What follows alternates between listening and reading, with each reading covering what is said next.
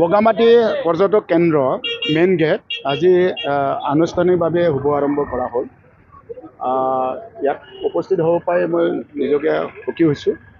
আৰু এই বগামাটি পৰ্যটক কেন্দ্ৰটো অসমৰ আৰু বিটিআৰ অঞ্চলতে এটা নাম থকা এটা পৰ্যটক কেন্দ্ৰ। ইয়াত মানে বিটিআৰৰ ভিতৰতে সবচে বেছি পৰ্যটকসকলে আহি ইয়াত নতুন বছৰ শুভেচ্ছা দিব আহে, জনাব আহে। আৰু আজি মই পবিত্ৰ বৰদিনৰ সকলোকে মেৰি ক্ৰিছমাছৰ শুভেচ্ছা দিছোঁ। আশা কৰিছোঁ যোৱা 2 দিনত যি ধৰণে হাজাৰ হাজাৰ ৰাইজে আহি ইয়াত নতুন বছৰ শুভেচ্ছা জনোৱাৰ লগে লগতে নিজৰ যি উদ্দেশ্য লৈ যাই থাকে, এই উদ্দেশ্য দৈনিক জীৱনৰ উদ্দেশ্যখিনি সফল কৰাৰ উদ্দেশ্যৰে ইয়াত পৰ্যটকসকলে পিকনিক খাবলৈ আহে। সকলো পৰ্যটকসকলক মই শুভেচ্ছা দিছোঁ আৰু আশা কৰিছোঁ যোৱাবাৰ যেনেকৈ হাজাৰ হাজাৰ ইয়াতে পৰ্যটক আহিছে, ইয়াতকৈ বেছি এইবাৰ পৰ্যটকসকলে ইয়াতে আহিব, মোৰ এটা দৃঢ় বিশ্বাস আছে। তো পৰ্যটকসকলে ইয়াত আমাৰ আহি কিনে কিবা এটা যদি অসুবিধা কিবা এটা আছে, যেনে পৰ্যটকসকলে সুবিধাৰ কাৰণে কিবা এটা কম আছে, এইখিনি যাতে পৰ্যটকসকলে আমি চৰকাৰী মানুহ হিচাপে অনুৰোধ কৰিছোঁ, কিবা এটা অসুবিধা থাকিব পাৰে, এইখিনি যাতে আমাৰ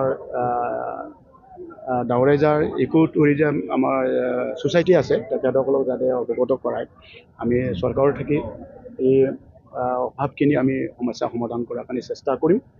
আৰু পৰ্যটকসকলক মই এটা মিডিয়াৰ জৰিয়তে জনাব বিচাৰিছোঁ, ইয়াত গুৱাহাটী বা বৰপেটা, নলবাৰী, তেজপুৰ মানে অসমৰ বা বিভিন্ন জেগাৰ পৰা চুকে কোণৰ পৰা ইয়াত পৰ্যটকসকলে আহে। কেতিয়াবা যদি পৰ্যটকসকল আহি কিনে কেতিয়াবা সোমাইটো বেছি হৈ যায়। ইয়াৰ কাৰণে আমি পৰ্যটকসকলৰ কাৰণে কিবা এটা চাবৰ কাৰণে বগামাটিৰ পৰা আৰু কিবা এটা চাব কিবা জেগা বিচাৰিলে আমি ইয়াৰ কাৰণে কিবা সুবিধাখিনি আমি বনোৱাৰ কাৰণে চেষ্টা কৰি আছোঁ। এনেকুৱা আমি ছিষ্টেম বনাই আছোঁ।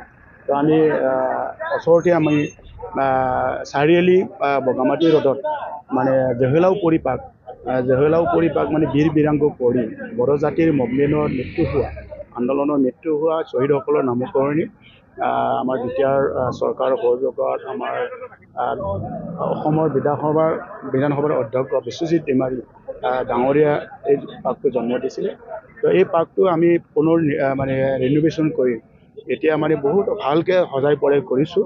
আৰু ইয়াত যোৱাবাৰ জানুৱাৰীত একদিনতে 10,000 মানুহ পৰ্যটক মানে পাৰ্কত চাবলৈ আহিছে।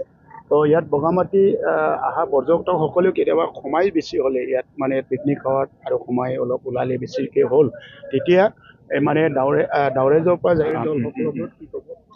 SOPটো আমাৰ জিলা প্ৰশাসনৰ পৰা আমাৰ এটা SOP বনোৱা হৈছে।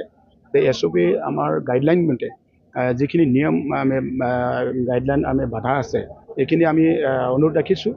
মই এটা মানে চৰকাৰী মানুহ হিচাপে যাতে এই SOP যাতে মানি চলে। এতিয়া মানে এটা আমাৰ এই পৰ্যটকক আহি কিনি মানে বিভিন্ন অঞ্চলৰ পৰা আহে।